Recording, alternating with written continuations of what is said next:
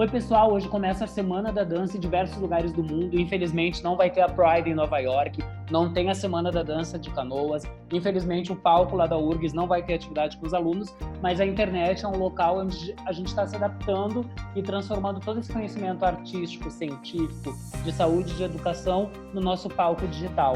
E na entrevista de hoje, eu convidei a Aline Haas, que é uma pessoa que eu admiro muito, é uma pesquisadora, bailarina, artista, mãe da Isabela e do Antônio, é casada com o Ricardo Outramari e também ela é uma pensadora do mental health. Ela está envolvida com diversos pesquisadores em pontas diferentes do mundo e eu queria convidar vocês para conhecerem um pouquinho da Aline, que tem 5.000 seguidores no Facebook, uma lista de espera.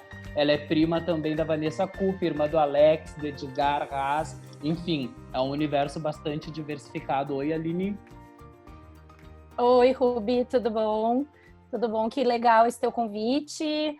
Enfim, a gente hoje em dia está usando bastante as redes, né, para a gente conseguir, nesse mundo que se transformou tão rapidamente, se comunicar. Então, te dar os parabéns pela iniciativa desse teu projeto. E eu estou muito feliz de estar aqui, né? E, enfim, para a gente conversar um pouquinho. Uma das coisas que me chamou a atenção é que tu ataca em várias áreas, né? Eu vi que tu te sensibilizou com uma nota de repúdio da URGS, numa questão de agressão com as mulheres que teve. Eu também acompanho quando tu posta as tuas lembranças, como as coreografias Espelho da Água, junto com o Romeu, lá da Nete Lubisco. Eu sou um fã e eu tenho uma nostalgia, acredito que vocês muito mais, do Balé Fênix. Inclusive, quando comecei a dançar, eu procurei o núcleo da Toni Petzold para poder começar as minhas aulas de jazz, né? Mas eu queria saber, assim, como é que tu tá pensando a dança hoje? Essa dança nesse formato, nesse mundo que a gente está vivendo. É pergunta muito difícil, né, Rubio? Essa pergunta muito difícil. Eu acho que nós que somos desse campo e que atuamos nesse campo, todos os dias estamos pensando nisso, né? Como que a dança vai ficar a partir dessa nova transformação desse mundo que nós também não sabemos muito como ele vai ficar, né?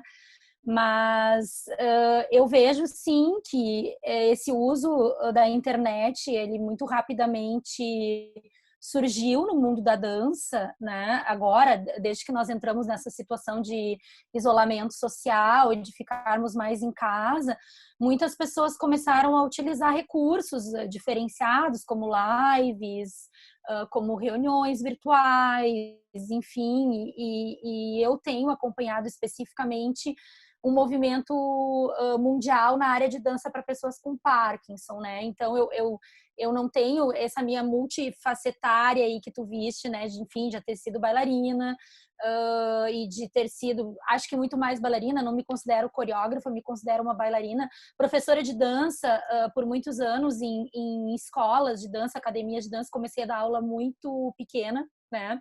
Eu não sei se me orgulho disso ou não, mas muito cedo já comecei a dar aula. Então, assim, eu tenho acompanhado esse movimento nesse momento agora da dança, não em todos os âmbitos, é isso que eu quero dizer, que eu não estou acompanhando em todos os âmbitos. Eu tenho acompanhado mais especificamente na área de dança para Parkinson, que é o foco das minhas pesquisas hoje e que é o foco das pessoas que eu tenho me preocupado em manter a dança para essas pessoas, né? Então, o que vai acontecer com a dança?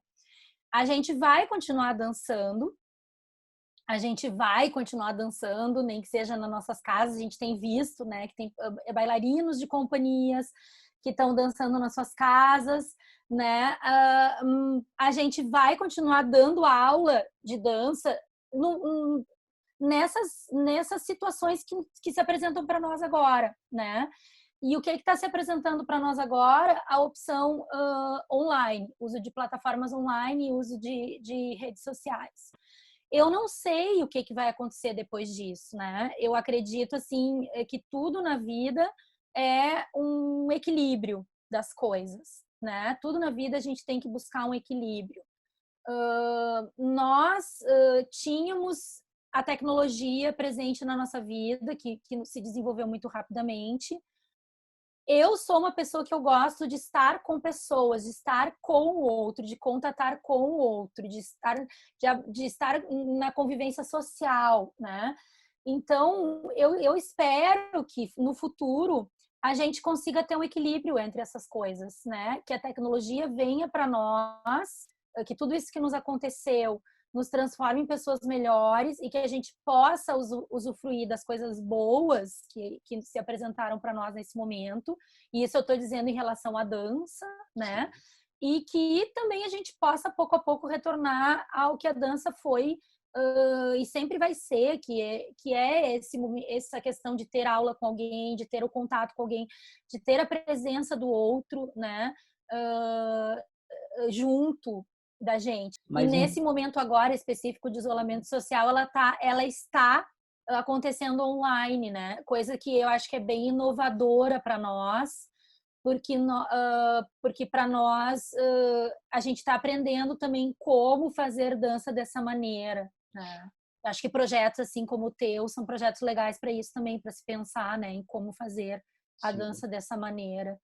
Eu estava procurando um pouco no teu currículo e eu queria saber do teu sentimento, uma coisa bem sobre a tua trajetória de memória, né? Eu encontrei uma atividade que tu participou em 1996, onde vocês ganharam o melhor grupo na mostra de novos coreógrafos no Rio Arte. Tu lembra disso? Sim, sim. Como é que é essa bailarina lá atrás? Assim, qual era a tua força? O que te fazia dançar? O que te movimentava a estar engajada na dança? Tu atua no Pilates, tu tem uma relação com o esporte, com a docência e hoje muito forte com a pesquisa internacional. Mas a bailarina Aline Haas, né, que estava lá em 1996 nesses eventos e que também participou de um balé que fez uma ruptura no conceito de dança em Porto Alegre, que foi o Balé Fênix. Como é que era essa Aline Haas da dança? É uma, assim, na verdade, Ruby, a dança na minha vida tem uma relação muito antiga, né? Assim, eu acho que, inclusive, talvez até de outros momentos anteriores a essa vida que eu vivo, assim, ela é muito forte em mim e a pessoa que me levou para isso foi a minha mãe, que muito pequena me levou para me botou no balé, que era a única opção que a gente tinha aqui em Porto Alegre de dança na época, né? Desde muito cedo a dança surgiu na minha vida, desde os meus 7 anos, né? Eu entrei para fazer balé numa professora que eu tenho muito carinho, que é a Cris Fragoso, que eu considero muito o trabalho dela. E como eu disse para ti, eu comecei a dar aula de balé com 15 anos, né? Eu me formei no balé da Cris Fragoso com 15 anos, porque eu estudei 8 anos de balé, eu estudei para ser uma professora de balé. Desde muito cedo a dança teve presente para mim e eu sempre me senti muito à vontade no palco. Mas uma coisa que eu sempre lembro, assim, que eu tinha na minha cabeça desde muito jovem, que eu nunca ia ser uma bailarina profissional. Que eu nunca ia ser uma bailarina profissional, que eu não ia dançar como uma bailarina profissional. Isso eu me lembro já desde talvez os meus 14, dos meus 13 anos, né? Qual era o gatilho para tu pensar isso? Eu pensava isso porque eu achava que a vida de uma bailarina era muito sacrificada, que a vida de uma bailarina era uma vida de muito sacrifício financeiro, era uma vida de muito sacrifício físico, era uma vida de muito sacrifício. E eu também sempre fui uma bailarina que era considerada uma bailarina muito artista, mas que as minhas pernas nunca levantavam de 90 graus, né? E que aquilo ali, como eu vinha do balé e eu era uma bailarina de balé, o meu corpo não tinha sido construído para o balé. Então isso eu tinha muito, eu não tinha muitas outras opções que se apresentavam para mim, como jazz ou dança contemporânea ou dança moderna, talvez, né? E então eu vi assim que se eu quisesse ser uma bailarina profissional, eu nunca seria uma bailarina profissional de balé. E eu não tinha muitas outras opções na época a não ser o balé, né? E também não existia muito assim, era carta, era outro ritmo de vida, né? Pra gente poder saber. Porto Alegre não tinha muita dança moderna, não tinha muita dança contemporânea. E aí eu pensava isso, que eu não ia ser uma bailarina, mas eu tinha muita vontade de trabalhar com dança, de alguma maneira, em um determinado momento da minha vida, isso surgiu de eu trabalhar com dança, né? E ser, então aí foi o que eu fui ser, uma professora de dança, né? E aí eu fui pensando o que eu precisava fazer. Mas lá naquele momento, durante esse meu momento de vida, que eu fui desde muito jovem, que eu sabia que eu não ia ser bailarina, eu entrei numa universidade com 17 anos, 18 anos, para fazer educação física, justamente para me aperfeiçoar como uma professora de dança, porque eu também não tinha a faculdade de dança ao meu acesso naquele momento. Teria que morar fora de Porto Alegre, e eu também não queria morar longe da minha família. Não queria morar na Bahia, que era onde eu poderia, ou em Curitiba, onde eu poderia, ou talvez em Campinas. Eu não queria, eu queria continuar morando com a minha família. E aí, então, eu pensei assim, eu não vou mais dançar. Quando eu entrei na faculdade, eu falei, eu não quero nunca mais dançar. Falei isso para minha mãe. Mãe, eu não vou mais dançar. Eu não quero mais dançar. Mas eu vi um anúncio de jornal, eu não sei como, assim, que a gente ficava sabendo as coisas. Eu acho que foi um anúncio de jornal, que naquela época a gente lia muito jornal, selecionando com uma audição para o Grupo Fênix. E aí eu falei, eu vou lá fazer a audição do Fênix. E eu fui fazer a audição do Fênix e eu passei. Então, assim, a minha vida, todas as vezes que eu quis largar a dança, assim, ou eu quis parar de dançar, eu nunca consegui parar de dançar. E ainda mais vivendo o Fênix, foi daí quando eu fui morar fora, fui morar longe do Brasil para fazer meu doutorado, eu pensei assim, eu não quero ser bailarina profissional. Mais ainda eu tinha essa certeza na minha vida. Mas eu fui embora do Brasil para estudar um doutorado. Então, assim, eu cada vez mais Na Espanha, né? Na Espanha, a minha vida se fortalecia no sentido de realmente eu ser uma professora de dança. Eu tinha muito foco para ser uma professora universitária já naquele momento também, né? E morar fora do Brasil, fazendo um doutorado. Quando eu cheguei na Espanha, eu continuei dançando, mas eu não fui dançar numa companhia profissional. Eu fiquei fazendo aula de dança, né, em várias escolas particulares. Aprendi flamenco, aprendi dança de salão, fui fazendo várias outras coisas, né, outras danças também, mas nunca procurando ser uma bailarina profissional. Morei quase 4 anos na Espanha, né, não quis continuar com essa coisa de bailarina profissional.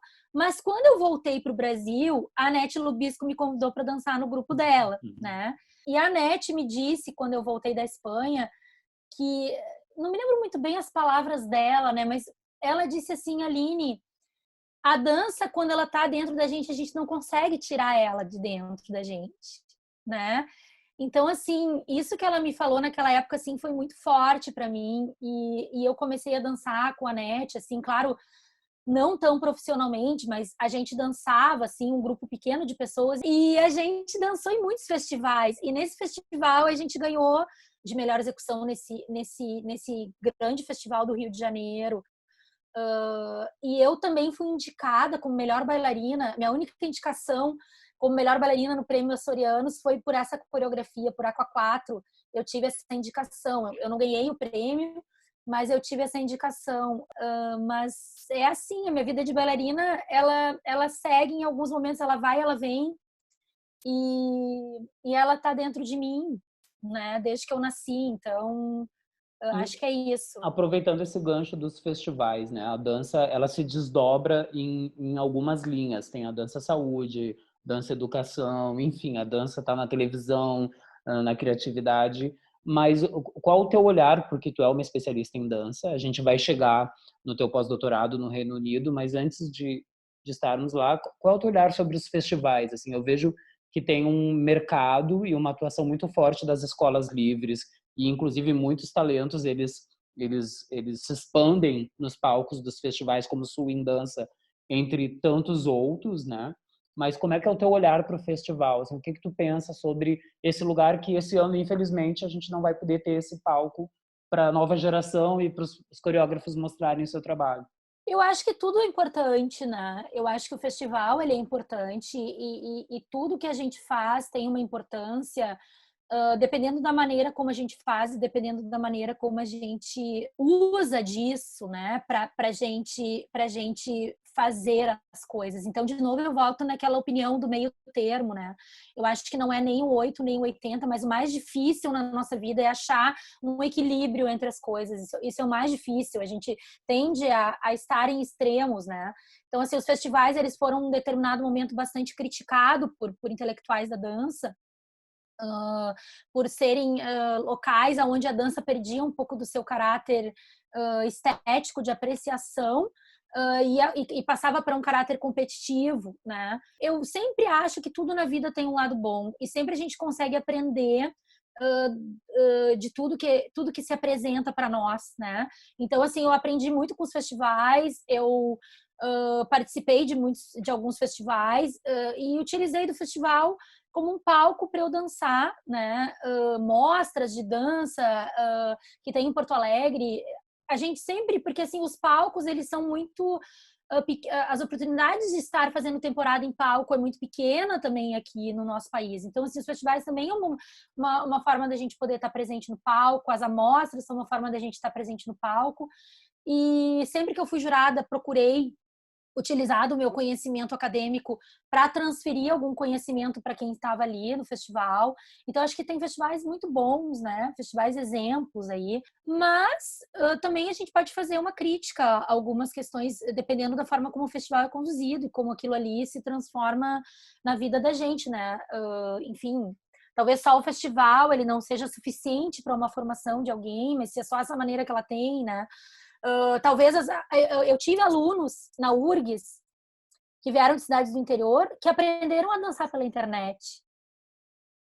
Se não fosse a internet, eles não teriam aprendido a dançar, porque eles não tinham uma escola de dança na cidade deles, né? Mas eles tinham a internet. Então, assim, só aprender pela internet é bom, só aprender presencial é bom, então esse tipo de coisa a gente vai ter que começar a se questionar, né? E o festival já foi ponto de discussão aí, mas eu acho que ele tem coisas boas e não boas, e a gente tem que utilizar o que seja bom para nós, e o que não for bom, a gente descarta, né? Sim. E lá, procurando no teu currículo, também descobri que tu andou desdobrando a dança com os ritmos, porque a tua área também é educação física, em eventos da Nike em 1988, até tu começar a produzir livros, né? Tem 2 livros que são bem conhecidos no meio da dança, principalmente nas universidades, quem estuda dança. E eu queria saber como é que é assim, produção literária na área da dança. Esses livros, eles são livros bem especiais, né? Eu produzi eles junto com a Ângela Garcia, minha amiga querida do coração, gosto muito dela. E a gente produziu esse material que veio muito, assim, da nossa experiência como professora acadêmica, né? E aí nós começamos a produzir documentos para os nossos alunos em sala de aula, e daqueles documentos a gente tirou esses livros, né? Que foram livros bem didáticos, assim, de coisas que a gente fazia. A Ângela é uma boa organizadora de livros, né? E ela tem, então ela que me puxou muito para essa ida para os livros e foi fluindo, assim. Então, assim, hoje eu tenho produzido mais artigos e capítulos de livros do que livro. Então, eu estou mais nessa área de produção de capítulo de livro e artigos científicos do que livro. Mas quem sabe, a Ângela dando um spoiler aí, ela anda me convidando aí por algumas ideias dela, quem sabe a gente não volta a produzir outro livro juntas, quem sabe, enfim, né? Essa tua atuação na literatura, né? E na literatura não, mas na produção científica da dança, daí tu atua como bailarina num período, também tu tem um envolvimento político quando participa como membro da Comissão Permanente do Estado do Rio Grande do Sul em dança para pensar as políticas públicas da dança e esse movimento lá em 2002. Como é que é pensar e atuar, mais do que pensar, tu também atua, nas políticas públicas em dança, em trabalhar a interface entre quem dança, quem aprende dança, o cuidado da profissão da dança, a formação, o licenciado, não licenciado, o informal. Como é que é esse teu olhar político sobre a dança? Como tu falou, eu já tive uma atuação política, vamos dizer assim, em instâncias aqui do Rio Grande do Sul, e me envolvi muito com o Fórum Nacional de Dança, me envolvi bastante com essa comissão permanente de dança que foi fundada no momento que a educação física se profissionalizou e criou uma lei de profissão e resolveu dizer, então, que dança era educação física. E eu justamente sou formada em educação física, mas fui pelo movimento contrário, né? Fui pelo movimento de que achava que a dança não tem que ser educação física, e não tem que ser mesmo. Continuo com esse posicionamento bastante forte desde 2000 e, enfim, desde 1996, quando toda essa briga começou. Mas hoje, a minha atuação política, eu vejo assim e falo muito isso para os meus alunos, ela se dá na URGS, né, como uma professora universitária de um curso de licenciatura em dança dentro de uma universidade federal. Então, assim, a minha atuação política, ela é muito dentro da URGS, abrindo espaços para o curso de dança da URGS, né, fazendo atuações. Então, eu já fui coordenadora de curso, eu já fui coordenadora de comissão de pesquisa da minha unidade, eu já participei de comitê de ética, então, muitos cargos importantes administrativos dentro da universidade, tentando demonstrar a cara da dança na universidade. E eu me vejo hoje mais engajada com isso, né? Assim, nas minhas aulas, eu trabalho com uma disciplina que se chama de campo profissional, é uma disciplina do primeiro semestre do curso, que ela justamente dá uma visão, assim, para os alunos de como é o campo da dança, né? Quais são as legislações que nos regem, o que é importante a gente, como profissional da dança, se posicionar. Então, eu trago convidados, falo de SATED, falo de sindicato. Então, assim, eu trabalho muito nessa atuação com os alunos na universidade, assim, né? E sobre responsabilidade social, os projetos sociais, as comunidades, esse cuidado, a dança é uma ferramenta muito explorada no Brasil nos projetos sociais, informalmente, formalmente também tem projetos de ponta muito profissionais.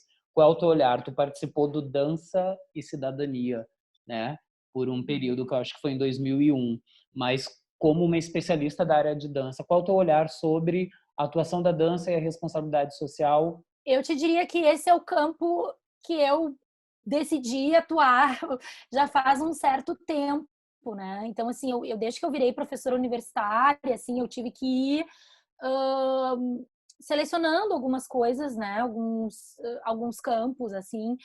E eu vejo, desde muito cedo, desde que eu comecei a dar aula na UBRA, a gente se engajou muito com atuações lá em Canoas, em dança, bom, tu és de Canoas, né? Tu conheces ali a realidade, mas a gente trabalhava com dança em Guajuviras, né? Que era muito perto ali ao campus da UBRA Canoas. Então, a gente sempre teve esse engajamento oferecendo estágios, alunos de educação física dando, primeiro momento, alunos de educação física dando aula de dança, porque era onde eu atuava, nas comunidades carentes, né?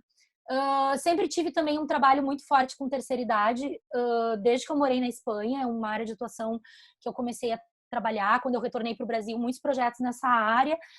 Depois, e aí, assim, ó, quando eu fui para a URGS, né, na UBRA eu também, na PUC eu também tive, na UBRA também a oportunidade de trabalhar com deficiência, dança e deficiência, né? Então, assim, toda essa população, enfim, ou os deficientes, ou os idosos, ou pessoas com determinada, agora o meu foco mais doença neurológica nos últimos anos, né? E comunidades carentes foi um trabalho que sempre permeou muito, porque eu sempre gostei, Ruby, de dar aula para quem não sabe dançar. Eu também. Eu sempre gostei muito mais de dar aula para quem não sabe dançar. Eu nunca gostei de trabalhar com bailarinos profissionais. Eu nunca gostei de dar aula para quem é bailarino profissional ou fazer preparação física para quem é bailarino profissional, né? Que eu nunca gostei. Eu até poderia ter ido para esse caminho, poderia. No Fênix eu dava muita aula de preparação física para os bailarinos, porque eu estudava educação física, porque eu fazia, era isso que eu gostava desde sempre, foi isso que eu gostei, que é a área da dança e ciência, né? Dance science.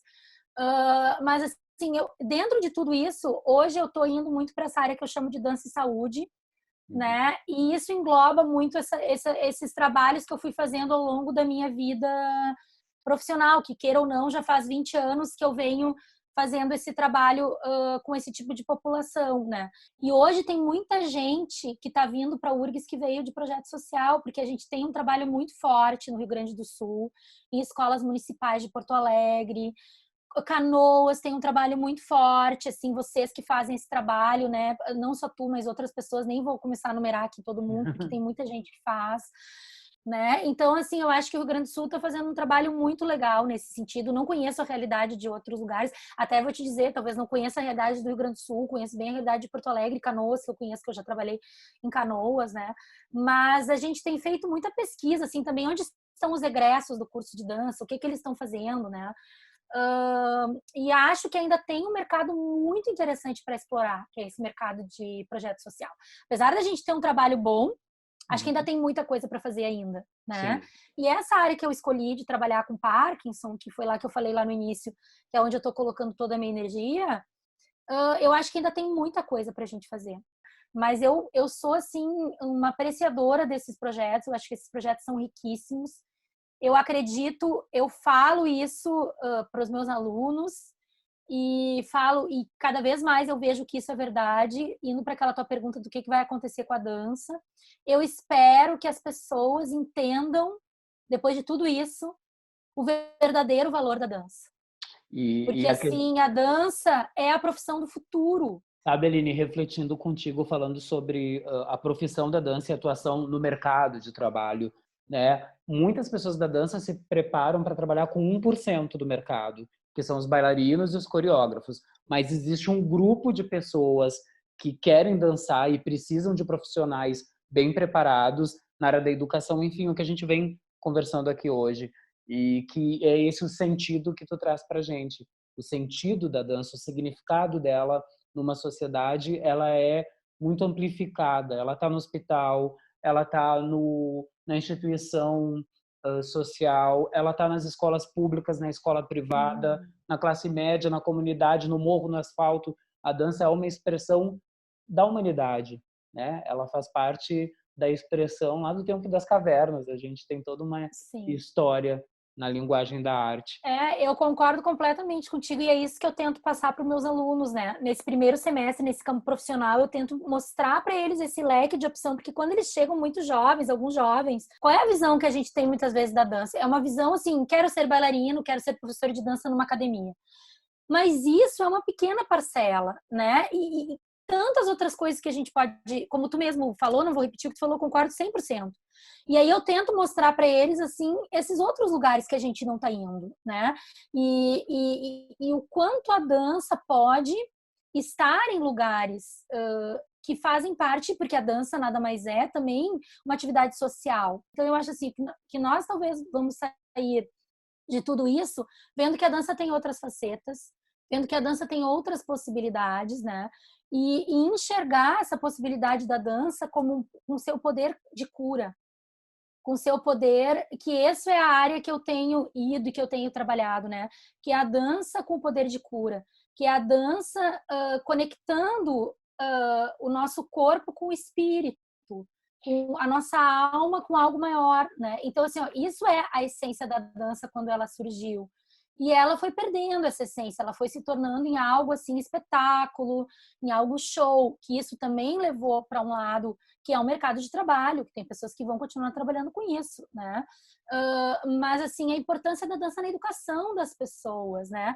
E aí, assim, a importância da dança na nossa vida, a importância de um instrumento musical nesse momento que nós estamos isolados em casa, a importância das pessoas poderem ter um hobby quando elas são idosas. E a dança tem toda uma complexidade no cérebro por si só como atividade, que isso é uma coisa que eu tenho lido e estudado muito, que envolve a área límbica do cérebro, que envolve a área motora do cérebro, que envolve a área rítmica do cérebro, né? Então, todos os nossos...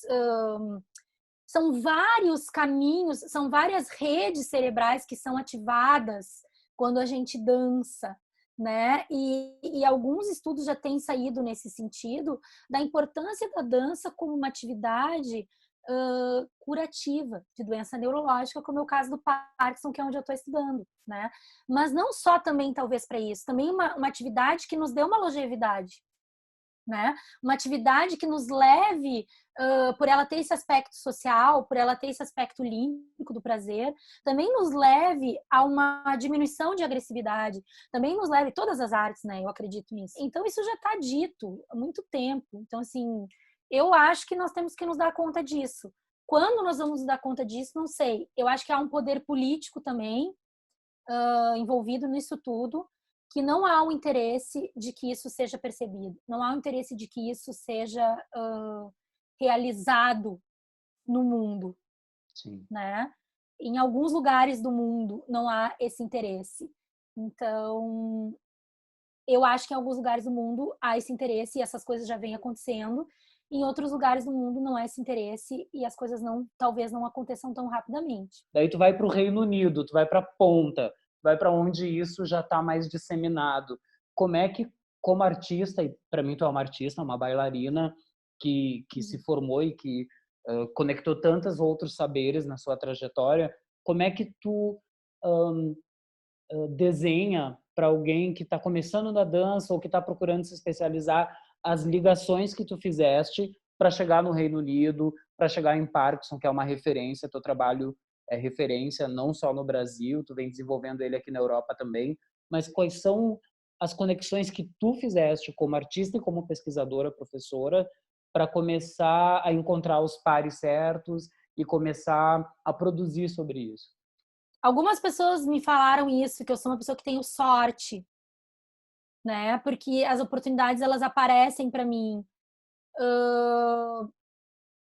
Talvez eu seja uma pessoa que tenha sorte, mas eu acho que mesmo com a sorte, quando a oportunidade aparece, a gente tem que saber se utilizar aquela oportunidade e mostrar quem a gente é. Então, eu acho assim, primeiro, eu acho que as pessoas...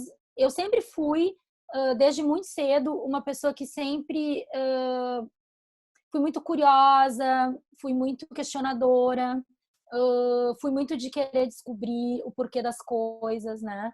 E descobrir por mim, com os meus próprios olhos. Eu não acredito muito em tudo que me falam.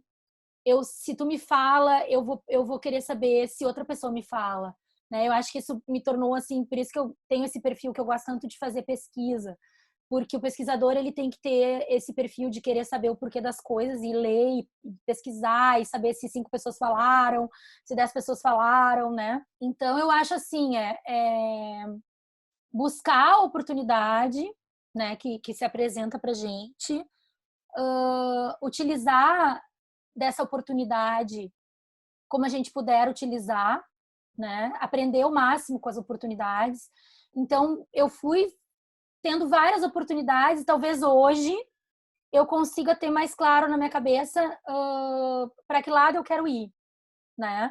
Eu queria que tu trouxesse essa tua atuação agora bem na área da ciência, Reino Unido, pós-doutora, né?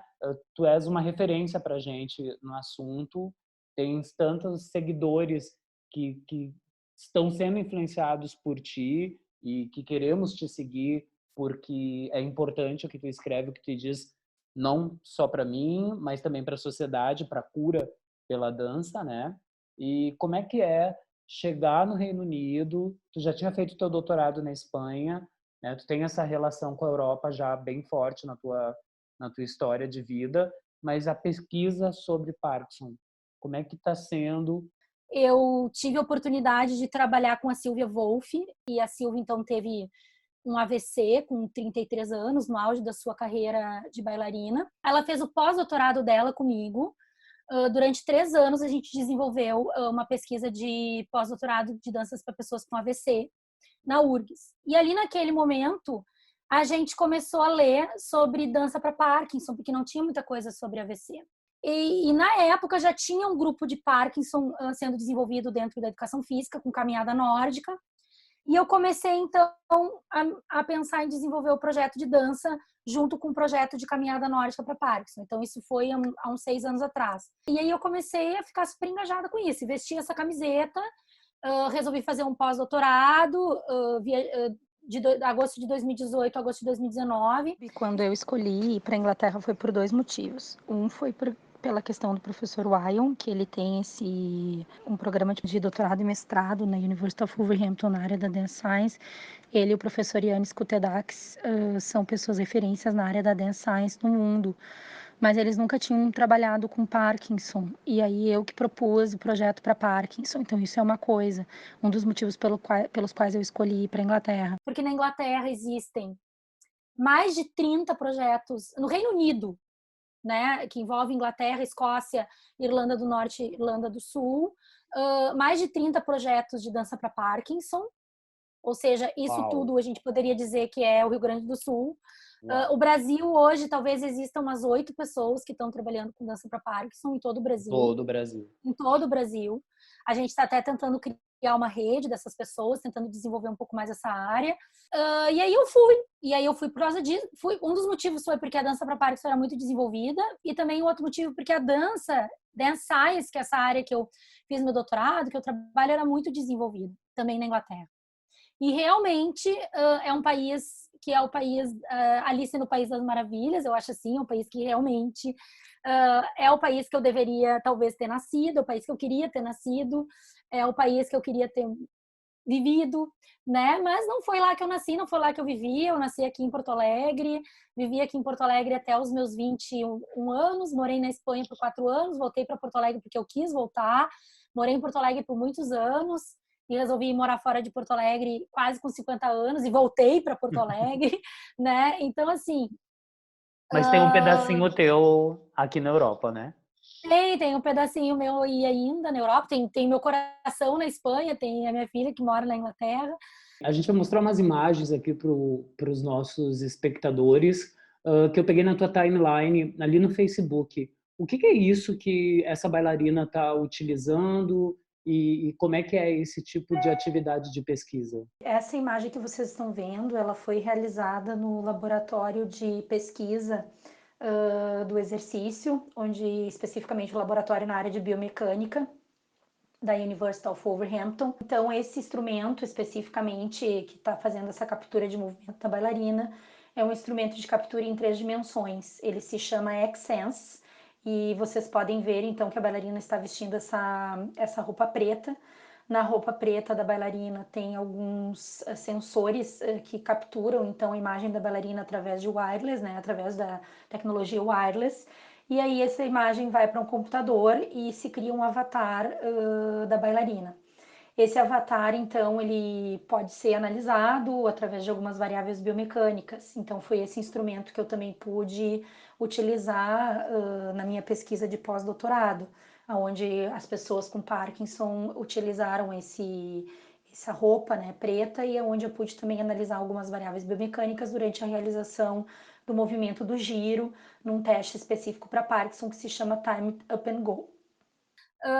Mas, enfim, é isso, assim, não sei se eu respondi a tua pergunta, mas trabalhar com essa área hoje é a área que eu escolhi para trabalhar, é ela que eu venho desenvolvendo projetos de pesquisa, de extensão na URGS, que eu tenho essa oportunidade de estar numa universidade pública federal, gratuita, os projetos são gratuitos, porque eles têm envolvimento de extensão com pesquisa, então eu tenho uma situação ideal. O mais importante que eu digo para os alunos é que a gente tem que amar o que a gente faz, né? Porque mesmo que uma pedra se apresente, uma dificuldade, a gente vai saltar aquela pedra, a gente vai achar uma solução para ir para frente, né?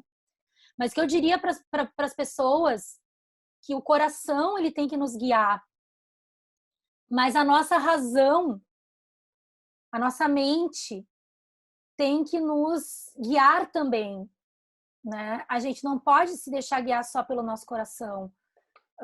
Porque eu acho que as pessoas às vezes me veem uma pessoa muito razão, que eu sou muito racional, mas eu acho que eu sim sou muito racional, mas eu também tenho dentro de mim um coração meio mole. Então, assim, mas esse coração mole fica ali guardado, né? E aí é essa razão tentando guiar esse coração. Eu acho que isso que é o mais importante. Tu sabe, Aline, que eu te conheci fazendo aula de dança, né? Te copiando, assim, tu na minha direita, quando eu descobri a dança jazz e me encantei e me apaixonei. Continuo apaixonado e sempre tento botar meus pés no chão para continuar trabalhando com dança. Concordo com várias reflexões que tu traz.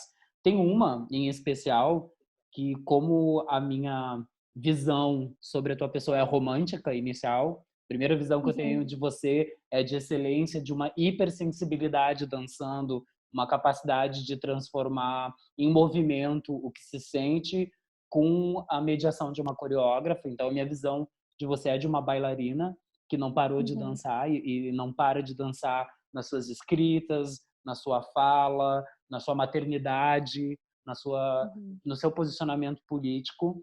E eu aprendi a não acreditar muito em sorte. Eu acredito em competência. Eu acho que competência é algo tão bonito e tão genuíno do ser humano, daquele que se dedica, que para mim tu é uma pessoa competente em diversas áreas da dança. E é essa competência que me fez te pedir e te convidar, e fiquei muito feliz que tu aceitou de conversar comigo. Eu acho que batalhei muito para estar nesse lugar, sim, né? E esse lugar me deu essa oportunidade de fazer isso, de fazer esse projeto que me deixa muito feliz, Hoje eu posso dizer que eu sou muito feliz, que eu faço o que eu gosto, que eu faço o que eu amo, né? Quase sempre fiz o que eu amo, porque eu não consigo fazer uma coisa que eu não esteja feliz. Se eu não estou feliz, eu tento achar um plano B ou C para ir para a felicidade, né? Então eu tento achar alguma estratégia para me tirar daquele lugar ali que eu não estou bem. Então é isso. Não sei se eu consegui responder a tua Muitas pergunta. coisas, vai me colocar para pensar, vou ficar na cadeirinha mais um pouco depois de desligar aqui, mas a gente continua com essa jornada luso-brasileira da dança, a gente vai ter portugueses falando, outros brasileiros que também estudam de diversas áreas, né? E o que eu queria te pedir é uma dica, assim, isso eu peço sem pautar ninguém, que é, no final do programa, um filme que faça sentido com toda essa conversa, ou melhor, que faça sentido para ti, que é essa mulher competente, cidadã do mundo, desenrolada com muitas coisas interessantes do palco, a produção literária, enfim, tantas coisas interessantes. Ai, Ruby. Pode demorar, Nossa. o tempo é esse, mas eu acho que...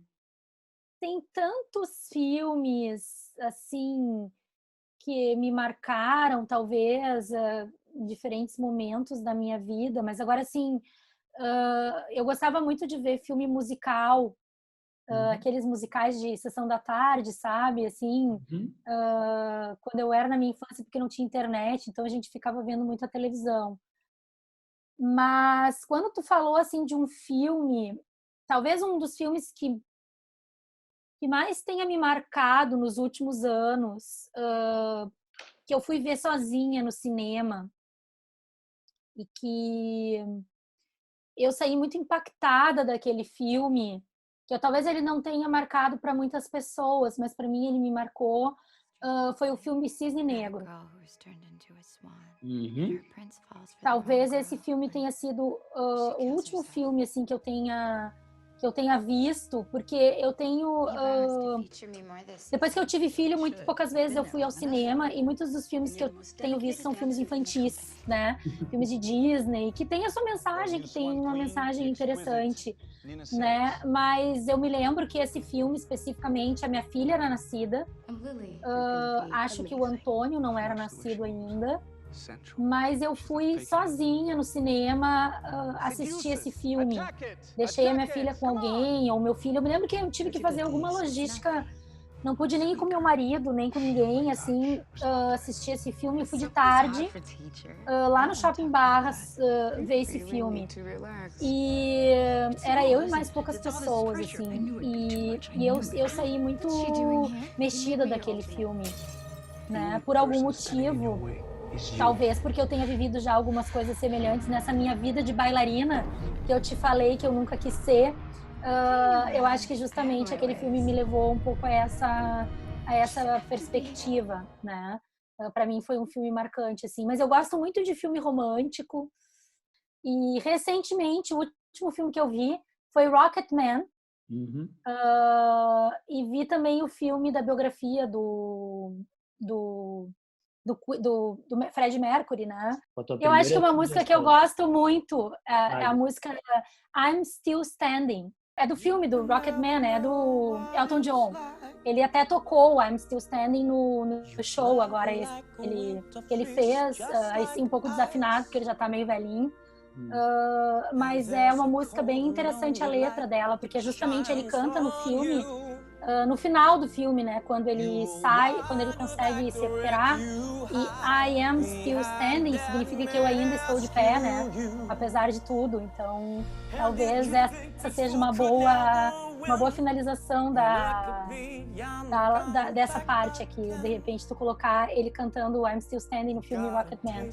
Pode deixar, vamos editar aqui, vou passar tudo pra equipe e te agradecer, Aline, né, essa mulher que eu acredito que tem muita competência, uma bailarina sensível, mãe, uma cientista, uma investigadora profissional, que está na segunda-feira, na abertura da Semana Digital da Dança, aqui na nossa jornada luso-brasileira, que eu tenho construído com vocês. Te agradeço de coração, e que as pessoas nessa Semana da Dança consigam se reinventar, publicar, marcar pessoas e mostrar essa arte tão linda que nos faz viver.